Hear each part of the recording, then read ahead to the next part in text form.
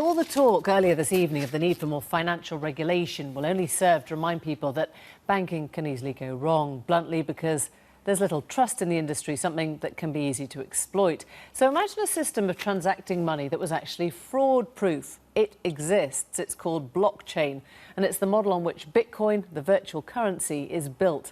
Is this the stuff of revolution? David Grossman takes a look. Think of writing, think of printing, think of the telegraph or wireless. Or, in many of our lifetimes, think of the internet and smartphones. Technologies that have changed everything. So radical that before they hit, they're almost impossible to imagine. And yet, a few years after, it's life without them that defies imagination. So what next? Well, there are plenty of very rich individuals and corporations betting big that the next game-changing technology is called blockchain. We see the power of what this blockchain can become. Venture capitalists see this. But even more exciting is the disruptive minds of entrepreneurs are seeing the power of this. And they're building new businesses in new paradigms that are going to change the shape and the face of all industries. At the forefront of this race to exploit blockchain are the financial institutions. From the bank's perspective, one of the reasons they got in trouble is because they didn't trust each other. Blockchain, at its heart, is a system that allows people that don't trust each other to trust each other. That's very, very useful for a banking system that, let's face it, got into trouble because it did not trust each other. Okay, so enough with the drum roll. What exactly is blockchain? Well, it comes from the shady, anarchic world of Bitcoin. Bitcoin is a self-regulating digital currency. It doesn't need a central bank in charge. How? Well, it uses a blockchain. This is an immutable ledger of who owns what. Every time bitcoins are transferred, another block of data is added to the chain.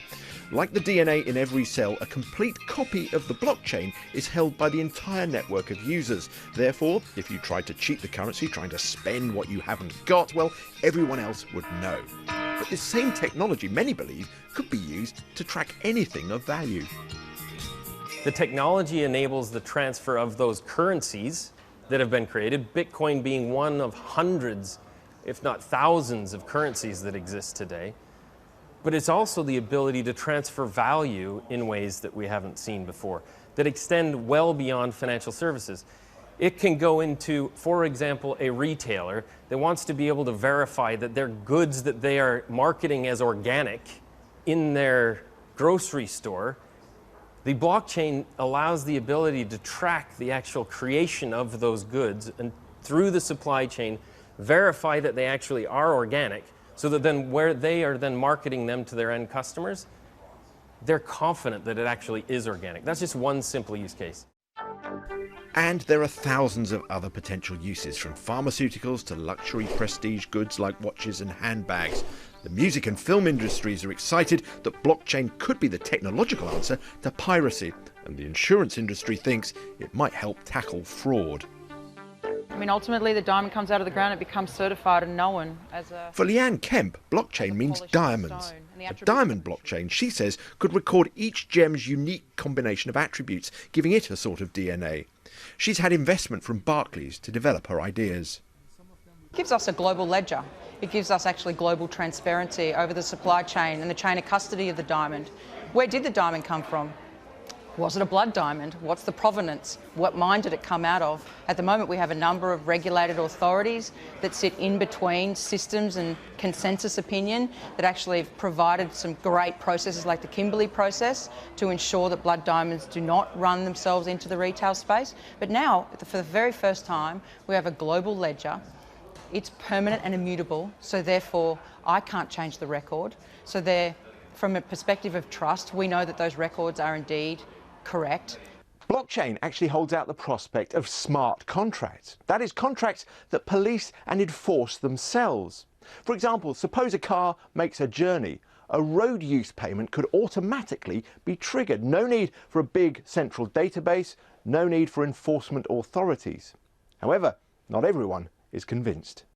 Blockchain as a technology is not necessarily tried and tested. We're still very much in the sort of experimental phases, and as far as we know, it is actually a very expensive technology to use, because it involves lots of different banks or institutions or so-called nodes using the same ledger on all their systems. That is much more expensive than, say, using one master ledger against everybody else. So that's the primary issue. The secondary issue is whether or not it actually works. And that's what all this money and research is trying to find out. Because if it works, blockchain holds out the prospect of fraud-proof, cheaper transactions, liberating businesses and markets to develop in ways we can't yet imagine. Let's see, David Grossman. Well, that's all.